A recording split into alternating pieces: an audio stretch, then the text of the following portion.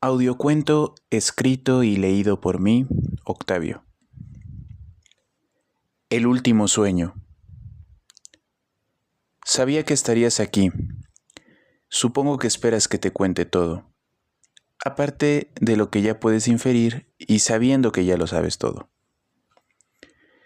Tomé mi taza de café. Sentí el porcelanato abrasado por la carne de la palma de mi mano. Era frío, pero cuando quise que fuera tibio, se hizo tibio. Tomé un trago. El amargo y delicioso sabor me gustaba, pero quise transformarlo. Pensé en el sabor del vino, y me supo a vino. Luego imaginé que era jugo de naranja, y me supo fresco, acompañado el cítrico de los pedacitos de la naranja. 3 sabores pude hacer aparecer en una sola cantidad pequeña de líquido que guardaba. Cuando terminé de beber, había bebido toda clase de bebidas que siempre me gustaron. Bebí refresco de uva, carajillo cubano, atole, champurrado, jugo natural y jugo procesado. Bebí cerveza y bebí whisky. Bebí todo con una sola taza de café. Hacía frío en mi casa. Cuando caminé para dejar la taza, el viento que me rozaba el cuerpo era frío, erizaba mi piel, alborotaba mi cabello. Quise que hiciera calor, y el ambiente se volvió caluroso. Y antes de comenzar a transpirar, transformé el ambiente a templado, hasta la temperatura en que mi organismo equilibrara toda sensación térmica. Me giré sobre la cama, a la derecha. Sentí ese fuerte y punzante dolor en el estómago, me hizo retorcer unos instantes, luego se calmó. Decidí sentarme en mi sillón. Era rígido, un sillón viejo, incómodo. Su vieja tela roída por el tiempo era áspera. Cuando imaginé la textura suave y acolchonada de un sillón nuevo, mi sillón se volvió muy suave. Se volvió muy amplio, porque pude sentir cómo mi brazo caía del descansabrazos y cómo mi mano aterrizó en el sillón. Con la palma sentí que no había nadie a mi lado. Me giré sobre la cama, a la izquierda. Sentí el estómago como si mis intestinos fueran estrujados sin piedad. Después dejé de sentir dolor en el estómago. Quería visitar pues algunos sitios, así que sentado en el sillón decidí hacer desaparecer mi casa. Supe que ya no estaba ahí porque grandes ráfagas de aire acariciaban mi cara, movían mi cabello, el aire chocaba contra mí, menos con mi espalda, que estaba recargada en el respaldo del sillón.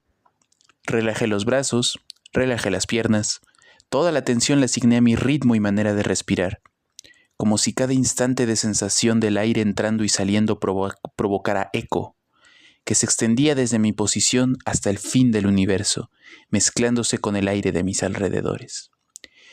Primero visité Londres en 1888. Además del sonido del aire, escuchaba las pisadas de los caballos sobre el suelo, escuchaba las campanillas de las tiendas, el bullicio en británico, el frío abrazaba todos los olores. Yo sabía que cuando anocheciera sería testigo de la última víctima de él. Solo quería imaginar que la salvaba, que le provocaba a él un infarto, que su cuchillo caería y escucharía el metal tintineando en el suelo. Escucharía los suspiros agitados de ella y el sonido de ella corriendo alejándose. Luego 2 caballos acercándose y llevándoselo. Todo se concretó a la perfección, tal como quería. Había hecho este experimento lejos de casa. Ahora quería volver a mi casa para salvarme a mí mismo. Me giré boca arriba. Sentía que el jugo gástrico del estómago me laceraba internamente con brutal fuerza. Al poco tiempo el fuego del dolor se extinguió. Fui entonces a donde pasé 15 años de la vida temprana. Imaginé que junto a mí se escuchaba mi risa, mezclada con la de muchas otras personas.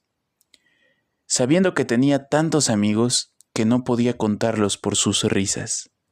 Y lo escuché. Escuché todo lo que hice sonar. Escuchaba contento desde el sillón el sonido de los balones chocando con los zapatos, míos y de otros. Escuchaba ser pronunciado mi nombre con voces infantiles con orgullo. Luego todas las voces se volvieron más gruesas y maduras, y escuché muchos gritos de ímpetu, de emoción, de entusiasmo. Escuché reconciliaciones mías con antiguos enemigos. Escuché pláticas eternas. Escuché abrazos con palmadas en la espalda. Escuché besos. Escuché campanas. Escuché marchas. Y escuché sus palabras. Me giré boca abajo. Parecía que el helado metal de una navaja recorría con calma todo el trayecto de mis vísceras, con crueldad, con dureza. Luego esa sensación desapareció. Cuando escuché sus palabras, escuché también sus pasos. Podía reconocer sus pisadas, específicamente las suyas. Escuché sus respiraciones y supe que eran suyas. Se sentó a mi lado. Sentí su peso caer sobre el sillón a mi lado. Extendí mi palma y toqué su hombro. No tuvo que decir algo que yo imaginara que decía. Ella habló por sí misma. Me dijo que ya tenía ganas de que yo llegara. Y fuimos a otro lugar. Estábamos en 1929, en mitad del desierto de Coahuila. Hice aparecer un techo sobre nosotros, y supe que estaba ahí porque mi piel pasó de sentirse caliente a sentirse templada, y percibí en la energía de ella la satisfacción de recibir sombra en lugar de sol. Escuchamos los caballos llegar. Se detuvieron frente a la iglesia. Yo sabía que era una iglesia, porque justo cuando llegaron, la inmensa puerta rechinó como solo lo hacen las de las iglesias, y el eco del bullicio de las multitudes adentro resonó hasta nosotros. Dentro estaba mi bisabuelo. Hice que el sillón y nosotros apareciera dentro de la iglesia. El techo no sería ya necesario. Escuché una voz que era la de mi bisabuelo, y no la reconocí por su timbre, su tono o su volumen. La reconocí porque con ella dijo sus muletillas, sus palabras, sus festejos, sus maldiciones, que yo conocía bastante bien y que le había contado a ella. Escuchamos lo que pasaba ahí dentro durante días. Lo escuché llorar en la noche. Lo supe por los grillos, porque el llanto de un adolescente sonó. Por la energía de su sangre y de la mía sabía que era él. Estaba llorando de hambre. Lloraba porque dormía en el frío y en el despiadado suelo empolvado y sucio. Porque el viento no lo dejaba dormir y porque el resto de quejidos le recordaban el hambre. Porque durante todo el día el ruido de los cañonazos de fuera no lo dejaban en paz. Porque llevaba meses encerrado sin ver otra cosa más que las caras de los santos y de la crucifixión. Porque él tenía 3 hermanos y 2 padres, que podían perecer muy fácil y muy rápido en cualquier momento. Porque los rezos de las mujeres le caían mal, no creía que sirvieran de algo. Y porque las noticias de hombres muertos podían hacerle saber un día que uno de ellos era su papá. Ella y yo habíamos cambiado de posición en el sillón unas 40 veces, y aunque nos cansábamos de una posición para estar sentados, hice que solo nos cansáramos de eso, y no que nos cansáramos del aburrimiento. Adelanté el tiempo unos años en el futuro. Estábamos flotando. Lo sabía porque el sillón se tambaleaba sin apoyarse en ninguna superficie, y porque los pies de ella danzaban en el aire chocando con mis pantorrillas. Y el viento era fuerte, chocaba con mi cara a gran velocidad. Estábamos siguiendo un tren. Escuché la voz de mi bisabuelo, más fuerte y curtida. Escuché cómo la maraña de muebles y de pertenencias de él y su familia chocaban unas con otras. Y el bullicio de su familia se escuchaba entre ese sonido, el del viento y la chimenea del tren. El acento norteño viejo de esas personas llevaba un tono de esperanza y de emoción. Hablaban de un santo embalsamado. Algunos se burlaban, otros se defendían de esas burlas con más burlas, otros nunca hablaron. Pero mi ancestro nada más iba tarareando el vals Olimpia. Lo tarareó tantas veces que ella y yo nos cansamos de escucharlo. Decidí despedirme en silencio y hacernos a ella y a mí aparecer en otro lugar. El aroma de ella era fresco, era dulce, su cabeza caía sobre mi hombro y por su quietud y la tranquilidad de sus respiraciones supe que estaba dormida. Estábamos en 1208 después de Cristo, en lo alto de una colina de Valencia. Las batallas entre el ejército del Cid y los almorávides la emocionaron a ella al inicio. Luego de algunos días la hicieron quedarse dormida. Yo solo recordé a Jacques Le Goff, mientras nos hacía aparecer en distintos puntos de Valencia. Recordé que él decía que la Edad Media olía a rosas y sangre, por la Virgen y por la guerra. Y esos olores percibí esos días. Escuché en el aposento del Cid a Jimena despedirse de él, jurando la victoria. Escuché cómo ella dejaba sobre Babieca el cuerpo del Cid, porque el sonido del metal de su armadura era estruendoso. El hedor del cadáver la despertó a ella que dormía a mi lado. Era fuerte, pero hice que desapareciera. Escuché a las multitudes de su ejército temerario festejando por la figura lejana de su señor, imponente e inspiradora en la cima de la colina, montado sobre Babieca, sin ninguno saber que su señor ya estaba muerto. Giré en la cama por última vez, hacia arriba. Curiosamente, no sentí nada en el estómago. Hice aparecer el sillón en mi casa de nuevo. La energía de mi hogar se sintió como una gran bocanada de aire que apaciguó el cansancio de tantos viajes. Y ella estaba junto a mí. Su respiración caliente chocaba conmigo. Sentí su cabello entre mis dedos. Sentí como sus dedos pasaron por mi mejilla y por mi cuello. Sentí su cuerpo acoplándose poco a poco al mío. Y luego sentí, olí, probé, escuché su boca y mi boca.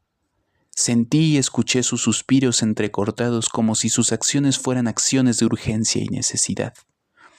Y escuché un murmullo suyo en mi oreja, junto con el sonido de su ropa moviéndose por el sillón.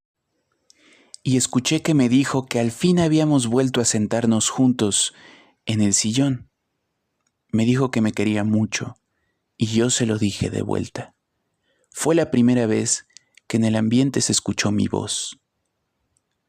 Nos dijimos que nos queríamos mucho con voces roncas, serenas. Y después solo supe que ella estaba ahí conmigo, sobre mí y sobre el sillón. Su respiración era lo único que se escuchaba en el silencio sepulcral del ambiente. El suave aroma a sándalo que ella desprendía era lo único que se podía oler. Luego mi garganta se sintió tensa y mi boca dibujó una mueca forzada y rígida. Sentí que yo temblaba, no hice ruido, pero derramé 4 lágrimas. Cayeron en mi boca y cada una se convirtió en algo diferente.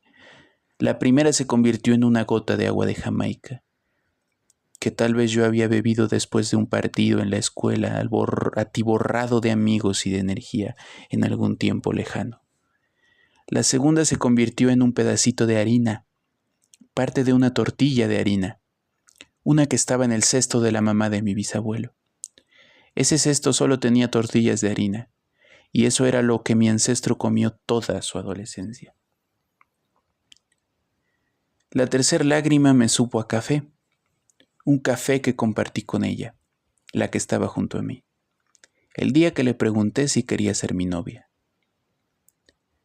Antes de que cayera mi cuarta lágrima, noté que ya no se escuchaba la respiración de ella, su peso sobre el sillón ya no se sentía, su olor ya no existía, el sillón tampoco se sentía.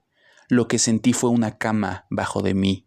Quería transformarla en mi sillón otra vez, quería hacerla parecer a ella otra vez, pero no pasó nada. Quería hacernos aparecer en 1492 en el mar, pero no pasó nada. Yo seguía sintiendo la cama debajo de mi cuerpo. Sentí como si algo desgarrara mi estómago por adentro con mucha lentitud y firmeza. Me quejé del dolor. Y la cuarta lágrima al fin cayó, pero me supo a medicina, la que yo llevaba tomando durante 4 meses. Y aunque quería transformarla en jugo, en café, en vino, en tortilla, en agua de Jamaica, no pasó nada. Traté de hacer que el ambiente de mi cuarto fuera más cálido y no tan frío, pero no sucedió absolutamente nada. Fue entonces cuando lo supe. Ya había despertado. Bueno, yo sé que ya sabes que sigue, pero te lo voy a seguir contando. Me levanté de la cama y viví ese día como todos los demás días. Y durante ese día tuve muchos recuerdos y un pensamiento.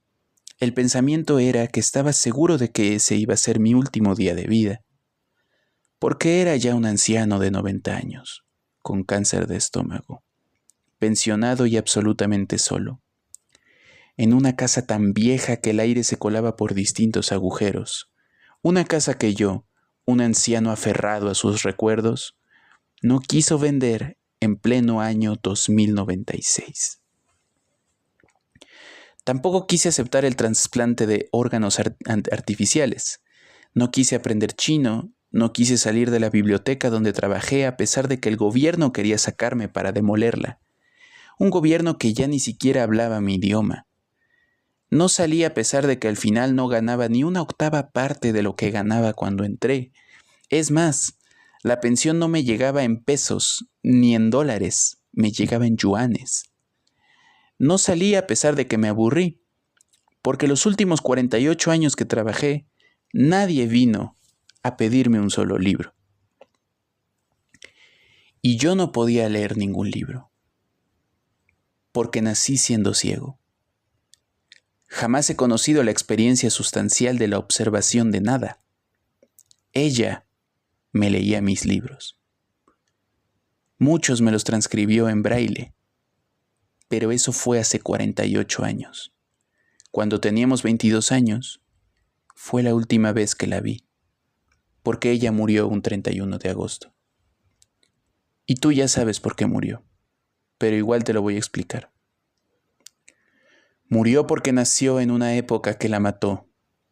La mató un ser humano anónimo, uno perteneciente a un país que está corrompido hasta lo más interno de sus raíces, que se convirtió desde el siglo pasado en la fábrica de drogas del mundo, un país de ley de juguete, en el que la ignorancia se convirtió en Dios de sus pobladores y todos los delitos en el oficio de sus habitantes. La mataron porque un día decidió salir de nuestra casa para ir por un vino. Yo la estaba esperando dentro.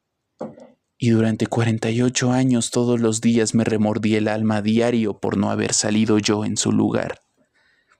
Ese día pasó. Por la ventana de nuestra casa asomé la cabeza. El aire chocó con mi cara. Sí, escuché sus pasos leves a lo lejos. Pero en un momento escuché los pasos de otra persona. Corriendo. Los pasos de ella y los otros pasos se acercaron entre sí. Y luego escuché un fuertísimo grito saliendo de ella. Escuché que su cuerpo se desplomó en el pavimento. Salí corriendo. Me tropecé unas 5 veces con nuestros muebles, con las escaleras, con las banquetas. El olor de su sangre me llevó hasta ella. Cuando toqué su cuerpo estaba frío, y el líquido que brotaba de su cuerpo era abundante y caliente. A la cercanía escuché una voz. Venía de algo que desprendía una peste, la peste de mi país, la peste de mi olvidado, sometido, pobre y despiadado pueblo. Escuché que en sus manos jugaba con algún material, no sé cómo supe, pero eran billetes. Solo escuché que llamó pendeja a mi novia muerta y que se echó a correr. Lancé un grito que más pareció un rugido tan fuerte y tan desgarrante que me hizo cambiar la voz para el resto de mi vida. No recuerdo si grité que era un hijo de la chingada o que se fuera a la chingada. Mis recuerdos están difusos. Solo recuerdo el olor de las flores de su funeral, el murmullo de mi familia y de la suya, y recuerdo vagamente 45 años de soledad, de olor a libros que no podía leer en esa biblioteca. Del otro recuerdo, el de mis padres que desaparecieron de este mundo porque no pagaron derecho de piso. Jamás tuve evidencias y jamás tuve dudas. 45 años en los que ejercité mi mente y mi conciencia en la meditación, día con día y noche tras noche, en la biblioteca, en mi casa, la que alguna vez compartí con ella, en la que envejecí, ahí también practiqué. Practiqué por décadas, conseguía a diario provocarme sueños lúcidos. Sabía que la gente se preguntaba seguido, ¿qué sueñan los ciegos? Apuesto que ni siquiera se imaginan los sueños lúcidos de un ciego. Y durante 40 años tuve sueños lúcidos a diario. Diría que 20 años de mi vida los viví en este mundo y los otros 20 años de mi vida los viví en mi mundo. Olvidé la vida que era mía y viví 1000 vidas diferentes. Dormía 14 horas todos los días y pude oler la humedad de las selvas. Escuché los motores de los primeros carros, las voces de los inquisidores de Nueva España, el fuego de las hogueras en que quemaban a las brujas. Saboreé la comida de la India de hace 20 siglos. Sentí la adrenalina de las guerras. Escuché las sinfonías recién compuestas.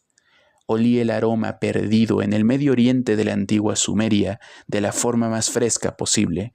Escuché a los Anunnakis descender del cosmos a crear nuestra especie.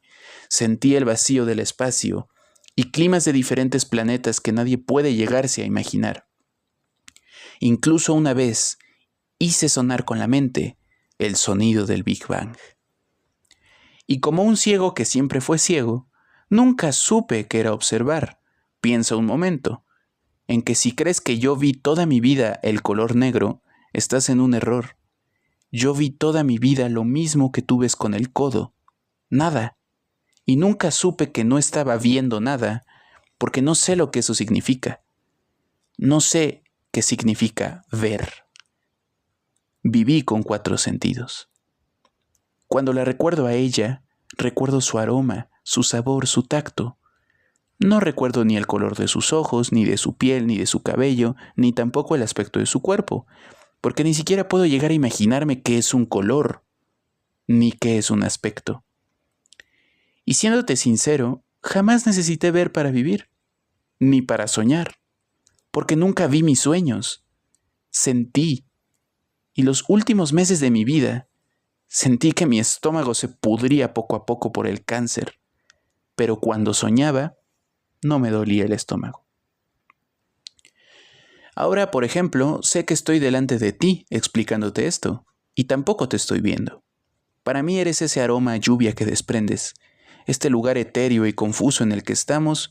Para mí es esa mezcla de sonidos de elefantes barritando y el sonoro coro de sánscrito que está sonando a lo lejos de nosotros. Y el clima templado que siento en mi cuerpo. Ahora que te he explicado mi vida, quiero pedirte que no me hagas reencarnar en un cuerpo que pueda ver. No quiero ver, quiero estar con ella. Quiero sentirla junto a mí, con uno o más de los 4 sentidos que conocí en mi vida.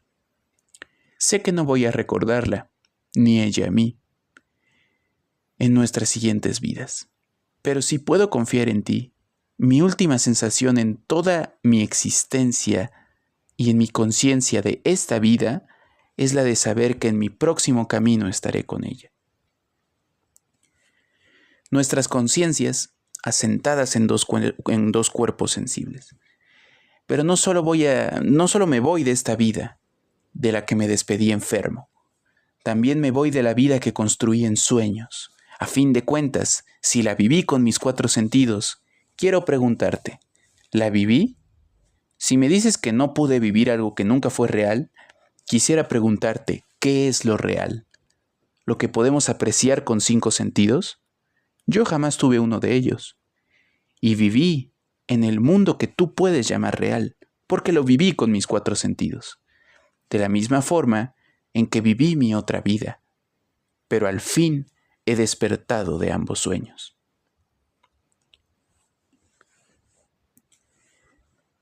Ella lo escuchó atentamente. Él era un anciano, de cabello negro, de ojos perdidos en una avalancha blanca. Su cabeza no apuntaba a ningún lado. Sus manos se movían en el viento, como buscando a su querida. Entonces, ella decidió ayudarle a reencarnar de la forma más idónea que él quiso. Él desapareció, pero su conciencia salió por su cabeza. Ella podía verla, pero ningún otro humano podía ver esa conciencia. Ni siquiera se le puede llamar ver al acto de experimentar esa conciencia. Y la guió hacia el siguiente lugar para reencarnar, para asentarse. Año 7830. En mitad del planeta que alguna vez sus inmundos pobladores bautizaron de alguna forma que ya no importa, porque ya no hay nadie para pronunciarla, nadie, el planeta es radioactivo desde hace 6 milenios. 2 árboles de 5 kilómetros de diámetro descansan en el norte. Parece que crecieron juntos, con sus ramas entrecruzadas. En el horizonte de este planeta se observan imponentes. Tienen una forma peculiar, interesante. Parecen únicos en el universo. El de la derecha es él. Es verde. Es un roble. El de la izquierda es ella. Morada. Es una jacaranda. Ya no hay un solo humano para saberlo. Pero son árboles que piensan. Porque cuando el viento cargado de radiación empuja las hojas de todos los demás árboles del planeta en una dirección, estos 2 árboles apuntan sus hojas hacia el otro. Él apunta sus hojas hacia ella apunta sus hojas hacia él. Y sus ramas se abrazan y por la noche sus hojas brillan fosforescentes. Parece que hablan, que sus brillos y parpadeos llevan un mensaje escondido. Nadie está en ese planeta para descubrirlo. Tal vez ese roble y esa jacaranda, una vez pasando esa vida, alcanzarán la iluminación, unidos en una sola conciencia, atados por un cariño que ya no puede explicarse. No existe en ninguno de los 5 sentidos. Se experimenta más allá de las fronteras cósmicas. Un amor que regresó después de la eternidad misma al todo y se volvió parte de él.